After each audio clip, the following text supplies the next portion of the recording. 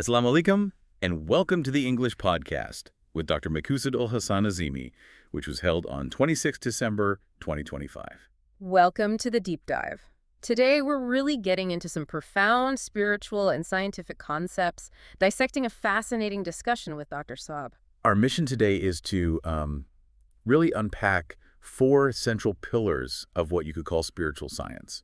We're kicking things off by exploring the core meaning of success, or Falah, and how it's tied to overcoming the selfishness of the Nafs. Exactly. And from there, we'll connect the dots between your own consciousness and the source of all knowledge, which is the Loh-e-Mahfooz, or the preserved tablet. And we'll see how that connection is actually the practical science of problem solving in everyday life. It's not just theory. Not at all. Then we get into some really interesting spiritual interpretations of language. For instance, the true meaning of the qalam, the pen, and why the Quran uses the singular form for earth. Which is a fantastic point. And to wrap it all up, we'll explore the practical, not just conceptual, steps to really solidify our relationship with the divine. And we'll clarify what it truly means to, have a big heart. It's probably not what most people think. Okay, let's unpack this, starting right at the beginning with the Nafs. The first question raised to Dr. Saab was about the surahs, Hashr, and Tawban, which state that success, Falah, is for those protected from the selfishness of the Nafs. So what exactly is the Nafs? Right. Well, Dr. Saab defines it in a very practical way. He says the Nafs is your vehicle. It's the engine that drives you through life. A vehicle, go. And its selfishness isn't about being evil in a comic book sense. It's much more subtle. He gives this powerful material analogy. The car analogy, which I think is just brilliant. It is. Imagine you're sitting in a car, you get in, you turn on the AC, you put on some good music, you're enjoying all the comfort. You're fulfilling all its immediate desires, the takazé. Precisely. But here's the catch. You never actually put the car in gear. You never move towards your destination, your Maqsood. And that is the selfishness of the Nafs. It's getting all its comforts met, but completely failing its ultimate purpose. Absolutely. The vehicle is perfectly functional, but it's betraying its very reason for existing, which is to take you somewhere. It's a failure of purpose. And this connects directly to the idea of Falah, or success. Yeah. It's not just about feeling good, it's about achieving something. Yes, and this is where Dr. Saab clarifies the meaning. The word falah literally means to plow or to cultivate. It's an active word. So when the Quran says, Qad aflaha man tazakka, he has succeeded who purified himself. It's not a passive state. Not at all. It means success is for the one who develops themselves, who does the tazakka, to the point where they can become productive and actually engage in that work, the falah. It's so interesting. He warns against misinterpreting tazkiyah. It's not just scrubbing the dirt away. No, that's his other analogy. You can't just scrub a child clean and call it a day. You have to give them nourishment, education, training. That's true purification. It's development, not just cleaning. It's preparing for a purpose. And that purpose, the unique honor given to humanity, is the status of Khalifatullah, the representative of God. And what's the key function of that representative? To solve problems. Dr. Saab is very clear on this. Our default state as we were created is to resolve issues, not to sit around being perplexed. The selfishness of the Nafs is what keeps us parked, comfortable, and away from that core function. Exactly. Which brings us to the next part. If we're meant to be problem solvers, where did the solutions come from? Right. This is the concept of the Loh-e-Mahfooz. Dr. Saab explains that in the creator system, the problem and its solution always exist together. They're created as a pair. And he offers that brilliant example of malaria and quinine. Which comes from his Murshad. Yes, Khawaja Shamsuddin Azeemi is the Murshad of Dr. Saab, and he cites Qalandar Baba Alia's book, Loh-e-Qalam, saying, the desire for quinine in someone's body is the sign of malaria. Wow. So the sickness itself contains the signal for the cure. They're a pair. They're a pair. So then the question becomes, how does a person access that solution that already exists? Dr. Saab links the human mind, the hafiza or memory, directly to the Loh-e-Mahfooz. Right, but there's a condition for access. It's not automatic. You have to focus. And crucially, you don't focus on the problem itself, which is what most of us do. You focus on finding the solution. Yes. When you direct all your intellectual energy, your Goro Fikr finding the solution, the reflection or acts of the Loh-e-Mahfooz is revealed to your mind. That is divine inspiration.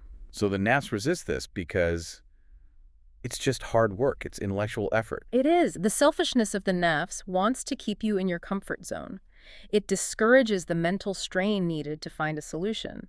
When we ignore a problem, we fail our purpose. And Dr. Saab says this has huge societal consequences. When people do innovate but then sell those inventions just for profit, that's the Nafs at work again. It is, and it results in distress, in people snatching from one another because the goal became personal gain, not service. He gives a very sharp critique of certain professions here, especially doctors. Yeah. He says they charge for treating but not for curing. And he asks a really pointed question. If the cure is from God, why are you taking a fee? And why haven't you sought the skill of curing? He illustrates this with the story of a retired medical superintendent, a Dr. Amin from Sargodha.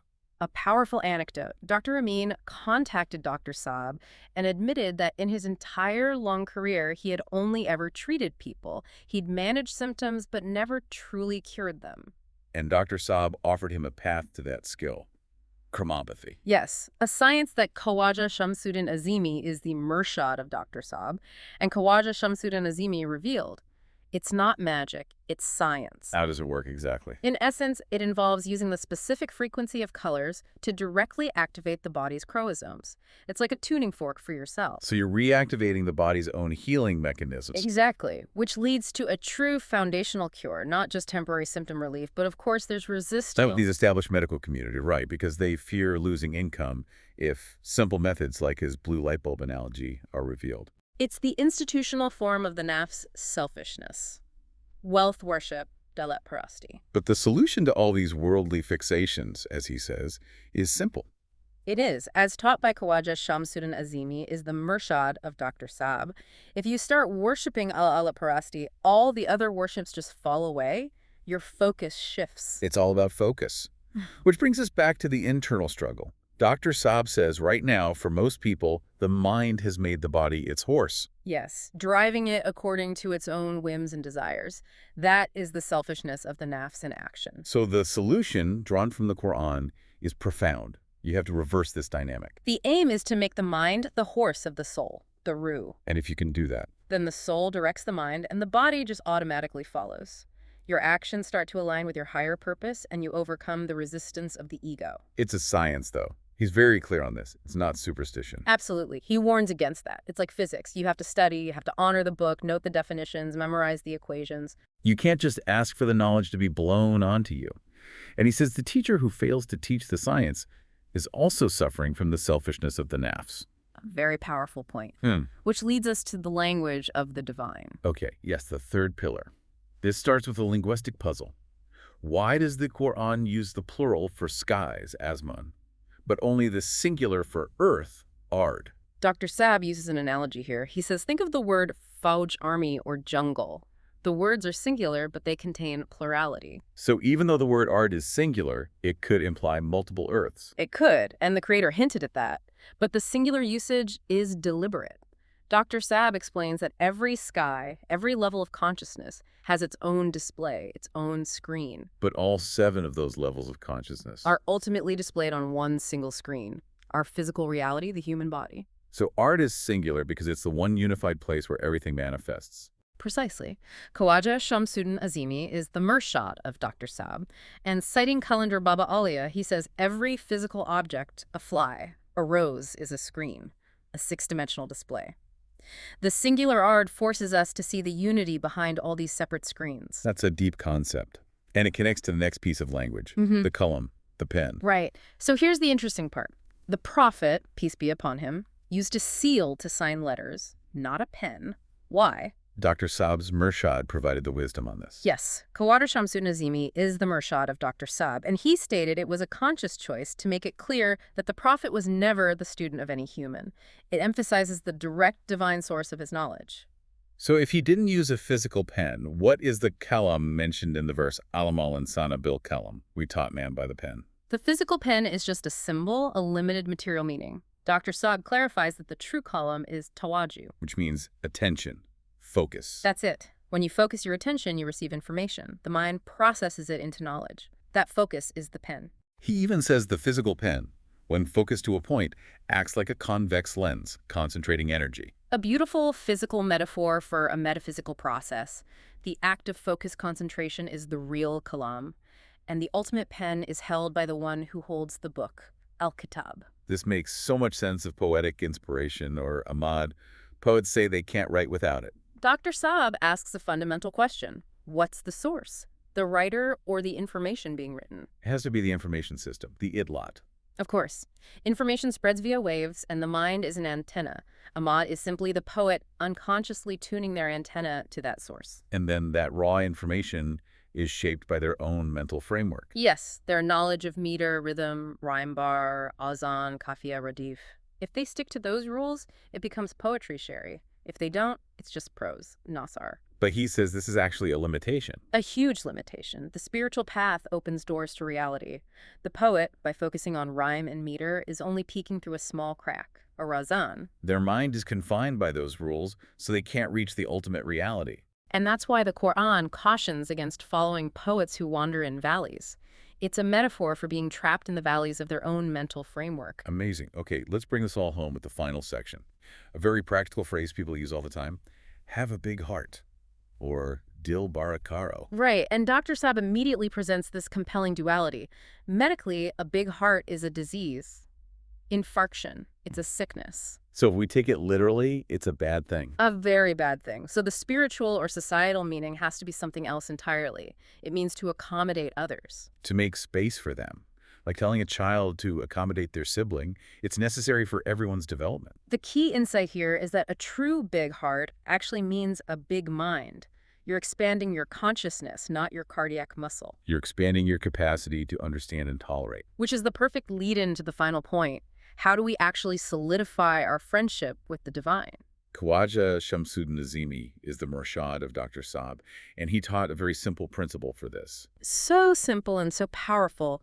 To solidify friendship with someone, you start doing what they do. So if you want friendship with Allah, you have to look at what Allah is doing. And Dr. Saab's answer is crystal clear. Allah is serving creation. Khidmat of makhluk. So to make that bond firm, you have to join in that service. You have to look at all of creation through the Creator's eyes. Appreciating the artistry, seeing a rose not just as an object, but as a testament to the Creator's skill, that perspective naturally leads to service. This is all brought together perfectly by that story of Imam Ghazali. Yes, when he was seeking knowledge, he was asked to trade dates for a slap, a chapat. A tough lesson. What was the point? It was profound. When people treat you badly, which might be due to a negative influence like shaitan, you must continue to treat them well, because that is the command and influence of God. That consistency, that's the prophetic mindset. And it is the absolute key to true friendship with God. What an incredible journey today. I mean, from the philosophy of the Nafs and that car analogy, all the way to the practical steps of spiritual development. It's been fascinating. We've really seen that this isn't mysticism. It's a disciplined science that requires effort, focus, with Tawajjuh being the true column, and a real commitment to our divine purpose. Which is to solve problems and serve. To get out of the parked car and start driving towards that purpose. Thank you so much for joining us for this insightful deep dive. We really hope this discussion has deepened your understanding and inspired you to practice that focus, to look at the world as a place full of solutions waiting to be found. We encourage you to share this wisdom, forward this discussion, and of course, subscribe and like the channel Melody of Divine. If focused attention is the true pen, maybe take a moment to reflect on what your mind is writing right now, and if it's aligned with your soul's purpose. Do us in prayers for your well-being. LohEMahfooz.